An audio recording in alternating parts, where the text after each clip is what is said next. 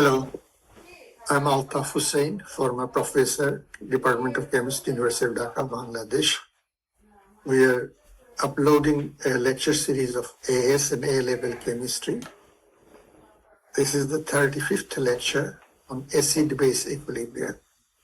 The 34th lecture, I just started acid-base equilibria, giving you a brief discussion about the history of discovery of acid-base, and then started with some theories, Lavoisier theories, and also David Humphreys theory.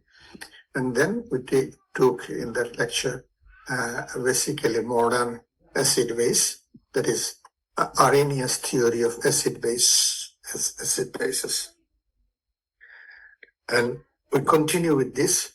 Now the theory of Arrhenius has got some limitations, that it should be in aqueous solution.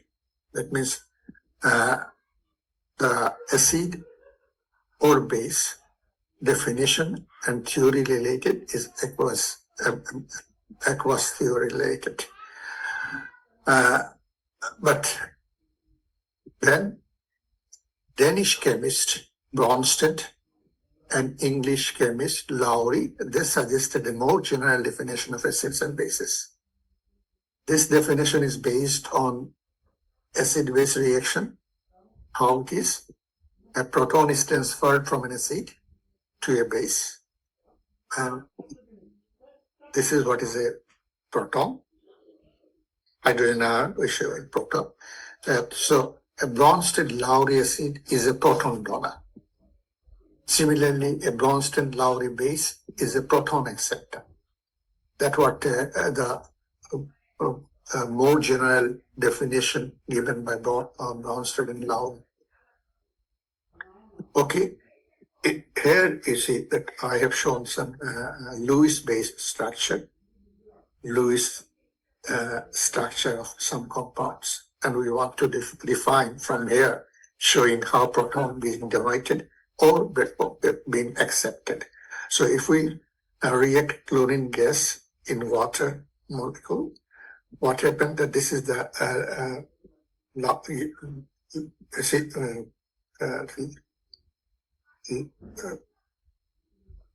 structure of the HCl. You see, this is dot and cross diagram, and by this we are showing the structure of the molecule of acid. And here we are showing the structure of the water. And then what happened, a proton is being donated to this water and then forming this hydroxonium ion. So in this case, hydrochloric acid is a proton donor, and therefore hydrochloric acid is an acid, and water is taking this proton, and therefore it is a base. And here in this reaction, you see that hydrochloric acid, water becoming a base.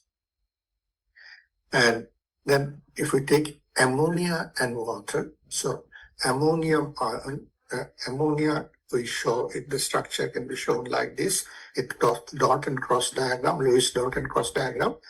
And we can see here water. So if taken proton here from by nitrogen, so this water is becoming proton donor in case of ammonia and water, and therefore the water here is acting as an acid, and this is a proton donor, and it is accepting, so ammonia is acting as a base. So ammonium ion and hydroxyl ion.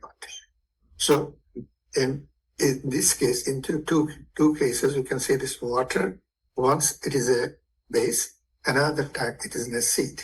So substance like that, which can either act as base or acid, are described as amphoteric substance. So here we have to mind that proton donor is a Bronsted-Lowry acid, proton acceptor is a Bronsted-Lowry base, and then we can see some of these substances can act as acid or base depending on the reaction, and thereby they are called amphoteric substance. We go to the next Bronsted-Lowry acid and base. Do not need to have only aqueous solution. You remember we said that Arrhenius theory has to involve an aqueous solution, but here we don't need to have an only aqueous solution. When chloric acid, this is a chloric 7 acid, reacts with ethanoic acid, this is ethanoic acid in inert solvent. We can see we are calling this acid and both are acids, but we can see that one will donate proton, and thereby chloric 7 acid is acid, but it is donating proton to ethanoic acid, therefore it is a base. So this is how we can see that we need not to be involve ourselves in only a cross solution. It can be more generalized theory of Bronsted-Lowry acid and bases. Okay, when an acid or base reacts with water, equilibrium mixture is formed. We say that it's an acid-base reaction, reversible reaction, and it follows equilibrium law. So equilibrium is formed. And acid as a hydrochloric acid, and the position, and this is the reaction of hydrochloric acid. Okay, this equation can be shown like this. You see, this is only an arrow here, and showing that this reaction proceeds to the product. So in this case, hydrochloric acid completely dissociates, gives us a proton aqueous and chloride ion aqueous. So it is a forward arrow reaction, and it goes to almost completion, and that we call dissociation. Dissociation of hydrochloric acid completely dissociated. In many acid bases, we can say that it is not completely dissociated, partially dissociated. So we will take second example, this ammonia and water. You see, it's ammonium ion and hydroxyl ion, and this is a reversible reaction, or you would say a reversible reaction. Equilibrium, in this case, the equilibrium arrow is goes not to completion, and that's why, as we call ammonia, is an weak acid. Okay. Well, one thing we have to remember that hydroxonium ion or oxonium ion, we represent a true representation is like this, but then we a shorter symbol we show it like this. Okay. Acid-base equilibrium, monoprotic acid, as a term is monoprotic acid. That means here is we will get only one replaceable hydrogen. That is, in case of one proton per molecule, if the acid is like this, that is donating one proton per molecule, then we call it monoprotic acid. These acids are sometimes also called monobasic acid. Why? That it's 1 mole of acid neutralizes by 1 mole of base. That's why it's monobasic acid. Diaprotic acid, we'll see that their replaceable hydrogen is 2. This case is also 2. So it is a diaprotic acid. And in diaprotic, it is also known as diabasic acids. Okay, 1 mole of acid neutralizes 2 moles of base, and therefore it's diabasic acid. Well, according to Bronsted-Lowry theory, acids are proton donors and bases are proton acceptors. So we can say that it's here, if we do the dot structure of oxides ion, then if we have a lone pair, it can come to this proton because it's an empty orbital here and form this like this. So it's donating a pair of electron, and oxides are a unary base. Okay, and here is the same. This proton ion is accepting this pair of electron, and that's therefore this is an acid. Okay. Ionic oxide, like calcium oxide, reacts completely with water to calcium hydroxide. And if it reacts completely to water, it comes to hydroxide, then we call these ionic oxides a very strong base. The calcium ions do not change, but the oxide ions, which are more powerful proton acceptors, all take photons from the water molecules, and oxide ion is a strong base, as I said. Okay. In biochemistry, bases refers to at least 5 nitrogenous bases, which make up to nucleotides and nucleic acid, DNA, RNA, etc.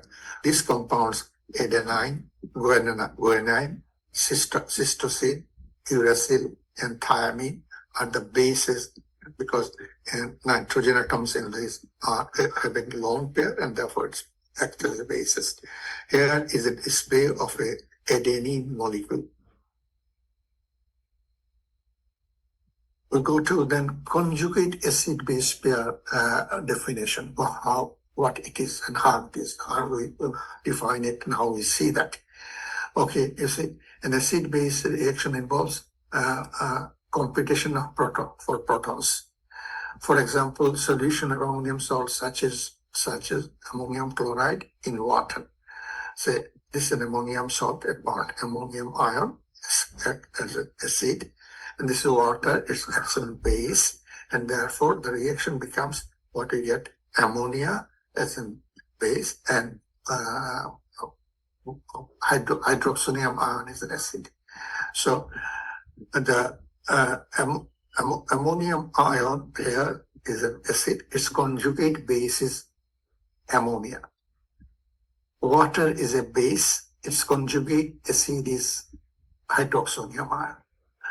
In this example, there are competition protons, as I said.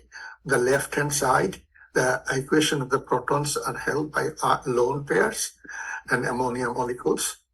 On the right-hand side, these are lone pairs on water molecules. So this position of equilibrium shows the two bases are stronger hold on the protons. We call it the conjugate acid-base definition we have given. And here we can see that ammonium ion, as I said, is an acid and its conjugate base is water, and hydroxonium ion as an acid and its conjugate base is water. What we can find out similarly, what are the conjugate bases of acids?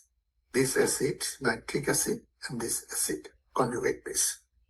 From here, when we get nitrate ion as the conjugate base of nitric acid, and this acid, its conjugate base is CH3, C double O ion. Okay, we can also here conjugate acids and bases of these bases. What are the conjugate acids? So this H2CO3 is the conjugate acid of this base, and this is a base, and this acid is H2SO4. So we can remember that we can get in a reaction conjugate acid-base pairs. Now we'll go for pH. We can see that pH scale. Why you use pH scale? That we can see that commonly proton concentration of hydrogen ion can ranges from 2 mole per dm cube to 1 into 10 to the power minus 4 mole per dm cube. This is a huge range, and this huge range is scientists prefer to use a logarithmic scale to measure the concentration of hydrogen ion in acidic or alkaline solution. What is pH? pH is the minus 10 base logarithm minus hydrogen ion concentration. So this is a definition of pH. If we take this hydrogen concentration scale and pH and go for this, we will see that 10 to the power 0 is equal to 1, pH 1. This is the hydrogen ion concentration in it, and this is pH unit. We'll see that if we, this position, this is a neutral position, and you can see that this neutral position is darkening color, increasing, and this is increasingly acid, reddish increasingly acid, and while you go that bluish increasingly alkaline base. So this is a pH scale color. A full range indicator can also be used to define the pH of a solution, or identify the pH of a solution. Okay, here are some strong acid and strong base, weak acid, weak base. We said that in case of strong acid, we get the reaction becomes almost complete. That is, the hydrogen ion concentration is higher. A pH of 1 mole per dm cube solution is for hydrochloric acid is 0. If the pH for 0.1 mole per dm cube is 1, and then pH of 0.01 mole per dm cube solution 2. So this is the unit of solution in BS, and we are taking the hydrochloric acid and finding its pH, and then hydrochloric acid in this concentration, its pH is 0, and in this concentration 1 is this concentration 2. But if we take a weak acid, ethanoic acid, then 1 mole per dm cube ethanoic solution has got a pH of 2.4, so that we can see, we see that it is the weak acid. And with this increasing concentration, we see 2.9, 3.4. Similarly, hydroxide, sodium hydroxide is a strong base, and we can see its pH is 1 mole per dm cube sodium hydroxide solution, pH is 14, and then 0.1 mole, pH is 13, and 0.01 mole, pH is 12. If we take ammonia, we can see it is 11.6, 11.1, and 10.6.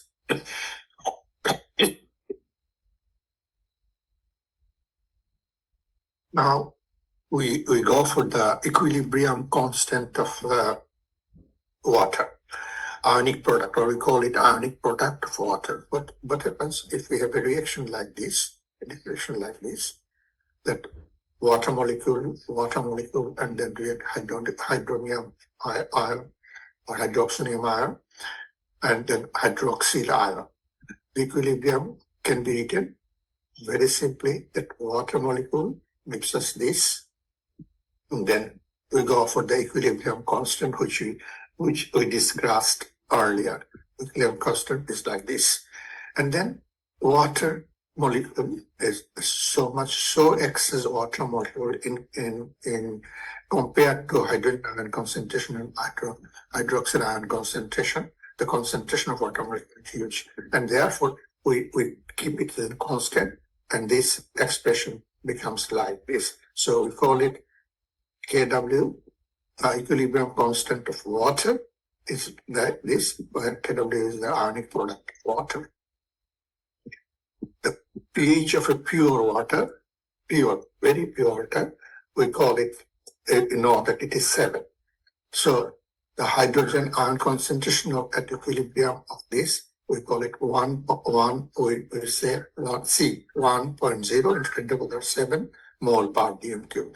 Also in pure water, hydrogen ion is equivalent to hydroxyl ion. So and the hydroxyl ion concentration is 1.0 into 10 to the minus 7 mole per dm cube. Hence, Kw, that means ionic product of water, is 1.0 into 10 to the minus 14 mole square per dm cube minus 6. So Kw is a constant in all aqueous solution in 298 degrees Celsius. This makes us possible to calculate pH of alkaline solution. With this slides, we are we are going to show two problems, how to calculate pH of some solution, and with an easy method using ionic product of water and other concentrations. I will take this slide in the next class and next lecture and finish the acid-base equilibrium, hopefully, the syllabus of the AS and A level of acid-base equilibrium. Thank you for your attention. Thank you very much.